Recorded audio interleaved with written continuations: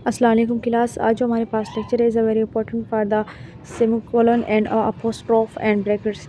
ये हमारे पास सेमीकोलन और अपोस्ट्रोफ और सेमी एंड ब्रैकेट के हवाले से बहुत ज़्यादा इंपॉर्टेंट है। इसको हम ये जो मोस्टली तौर पर पढ़ते हैं ये इसी तौर पे हमारे पास ज़्यादा अहम है कि सेमीकोलन जो है ये क्या है, अपोस्ट्रोफ क्या है और ब्रैकेट्स किस तरह इस्तेमाल होते हैं इंग्लिश की ग्रामर में। इसके बारे में आज हमने डिटेल से पढ़ना है और इसके बारे में हमने वर्किंग करनी है। क्लास स्टार्ट करते हैं। हमारे पास जो लेक्चर है सबसे पहला पार्ट हमारे पास है सेमीकोलन। सेमीकोलन के जो है दो टाइप्स हैं हमारे पास। वैसे सेमीकोलन का जो पहचान होता है आप लोगों को पता भी है कि ऐसे आ जाते हैं, दोनों दो टाइप्स होते हैं इसके अंदर। और वैसे इनके जो बारे में डिटेल से हमने पढ़ना है वो मैं आपको दो टाइप्स के अंदर बताऊंगी। सबसे पहला टाइप है two separate independent sentence. Independent sentence वो होता है जिसके कोई ना कोई खासियत यानी जो एडजेक्टिव का पार्ट होता है वो इसमें नहीं रहता है। एडजेक्टिव आई होप यू आप जानते होंगे। तो इसलिए ये जो सेमीकोलन होता है वो एडजेक्टिव का पार्ट नहीं ले रहा, तो इंडिपेंडेंट है। क्योंकि इंडिपेंडेंट का सेंटेंसेस का कहने का मतलब यही है कि एडजेक्टिव का पार्ट नहीं होगा, यानी कोई खासियत नहीं बता दी जाती। तो दरमियानी बात है that are not joined by coordinated conjunction. एक तो ये क्या करता है कि इन तरह वर्ड्सों को ज्वाइन नहीं करता, क्या करता है कि ऊपर कॉमास लगा लेता है, नीचे ये कर लेता है। ये क्या कहलाता है आपके पास सेमीकोलन।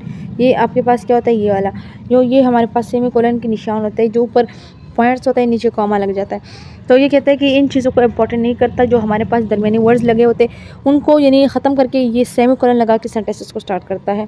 यानी एंड हो गया, but, or, nor, for, yet. ये हमारे पास एक एग्जांपल के थ्रू पर है। एग्जाम्पल लेंगे, black is a mixture of all the colours, white is complete opposite. तो यहाँ देखो ये सेमीकोलन जो हमारे पास यहाँ लगा हुआ है, ये सेमीकोलन का मकसद ये है कि ये इन चीज़ों को नहीं लेकर आगे इन चीज़ों को जो है मिलाकर सेंटेंसेस को जारी रखता है। तो इसी तरह सेंटेंसेस को हमारे पास क्या कहलाता है, सेमीकोलन। सेमीकोलन को जोड़ने का और सेंटेंसेस का बनाने का यही तरीका होता है। आगे दूसरा वर्ड्स आप देखिए, टू सेपरेट इंडिपेंडेंट स्टेटमेंट। तो दूसरा इंडिपेंडेंट स्टेटमेंट क्या है, join the by conjunction if the statement are long with the internal punctuation. वो कहते हैं वो जो हमारे पास सेंटेंसेस होती है जिसके अंदर यानी एक सेंटेंस, ये तो यहाँ पर मैंने बात की कि एक सेंटेंस को दूसरे सेंटेंसेस के मिलाने में सेमीकोलन आप इस्तेमाल कर लेते हो, जिसके अंदर आप ये वाले वर्ड्स हटा देते हो। तो यहाँ पर ये क्या कह रहे हैं, ये कह रहे हैं कि नहीं, एक सेंटेंसेस के अंदर भी ये दो तीन पॉइंट्स को मिलाता है। जिस तरह की ये large point car with this Ceylon rider, ये जो कामा लगा हुआ है ये हमारे पास क्या है, ये हमारे पास भी सेमीकोलन है। कहने का मकसद उनका ये है कि सेंटेंसेस, छोटी सी सेंटेंसेस के अंदर यानी एंड ऑफ वन सेंटेंसेस के अंदर भी सेमीकोलन को वर्ड्स के मिला के आपके पास सेंटेंसेस मिल सकती है। इसको आप क्या कहते हो कि ये हमारे पास क्या है, सेमीकोलन। सेमीकोलन का दो टाइप थे, दो टाइप आपने इस तरह पढ़े। Class is a very important for the 2 points of the semicolon. एक तो ये है कि एंड और बट, नॉट, फॉर, इट को ख़त्म कर देता है, और इसके अलावा यानी एक सेंटेंसेस को दूसरे सेंटेंसेस से मिलाता है, दरमियान में उसके सेमीकोलन लगा लेता है। अब दूसरा बात ये है कि हमारे पास सेंटेंसेस के नीचे क्या लिखा होता है कि सेंटेंसेस के अंदर एक सेंटेंस को कंप्लीट करने के लिए आपको अंदर एक ही पॉइंट को कंप्लीट करना होता है, that is called of a semicolon. Okay class, next type देखते हैं। आई hope you understand this lectures. Semicolon. अब आता है अपोस्ट्रोफ। अपोस्ट्रोफ हमारे पास क्या है, अपोस्ट्रोफ की भी हमारे पास दो टाइप है, और दो टाइप को किस तरह इस्तेमाल करेंगे इसके बारे में डिटेल है। देखो पहला पार्ट इसका है to show the position. Position process से निकला हुआ है।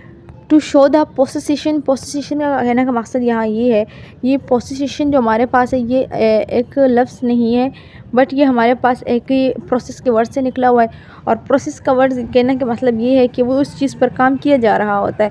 तो ये हमारे पास क्या कहलाता है, पोसिशन। जैसे कि आप अपोस्ट्रोफ का आप पहचान कैसे करेंगे। अपोस्ट्रोफ ये होता है कि ये हमारे पास कभी आप नॉट इस्तेमाल करते हो, थोड़ा सा ऊपर लगा लेते हो, कभी नॉट की जगह ये इस्तेमाल करते हो आप, कभी आप लोग जो है वो वर्ड का इस्तेमाल यानी कुछ भी वर्ड इस्तेमाल करने के साथ साथ आप ऊपर से छोटा सा ऐसे कॉमा लगा लेते हैं। व्हेन का यहाँ इस्तेमाल करके फिर आपके पास इसका आप ऐसे कर लेते हैं। तो हमारे पास जो सेंटेंसेस जारी रहता है उस सेंटेंसेस के अंदर जो आप भी सेंटेंसेस को ज्वाइन करोगे तो सेंटेंसेस के अंदर क्या होता है कि हमारे पास जो अपोस्ट्रोफ लगते होते हैं वो सेंटेंसेस के ऊपर और सेंटेंसेस के मीनिंगफुल देते होते हैं, अक्सर नॉट के लिए इस्तेमाल किया जाता है। अब देखो जो एग्जांपल में मैंने एग्जांपल दिया हुआ शॉर्ट सा एग्जांपल है, the doctor advise the housewife choice men's clothing. ये एक फुल सेंटेंसेस नहीं है, ये एक हाफ सेंटेंसेस है, यहाँ से है, यहाँ हाफ है, यहाँ हाफ है, ठीक है। अब सेंटेंसेस कहने का अक्सर ये है कि आप डॉक्टर कभी आप लोगों ने इस्तेमाल करते होते हो कि किस तरह डॉक्टर हमारे पास काम करते हैं, किस तरह डॉक्टर की वर्किंग हमारे पास होती है। और हमारे पास दूसरा टाइप इनका ये है कि to indicate the omission letter of contraction in the contraction. Omission का मतलब यही हुआ कि जो आपके अपोस्ट्रोफ होते हैं, अपोस्ट्रोफ्स लगाकर आपको सेंटेंसेस को कंप्लीट करना होता है, जैसे कि can't, won't, doesn't, haven't.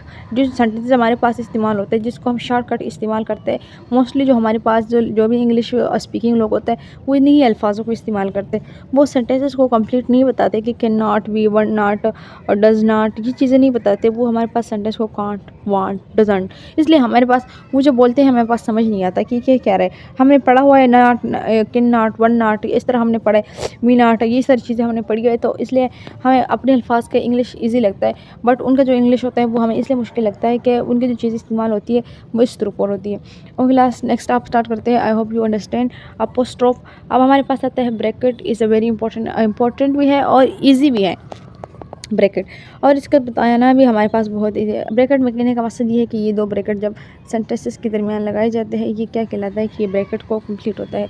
To set off the material inserted in a direct quotation को कंप्लीट करने के लिए हम क्या करते हैं, ब्रैकेट्स लगाते हैं। एग्जांपल ये आता है about Audubon report that. Audubon report क्या कह रहा था, if there are not enough young balance that the end of the species of इनोवेटिबल।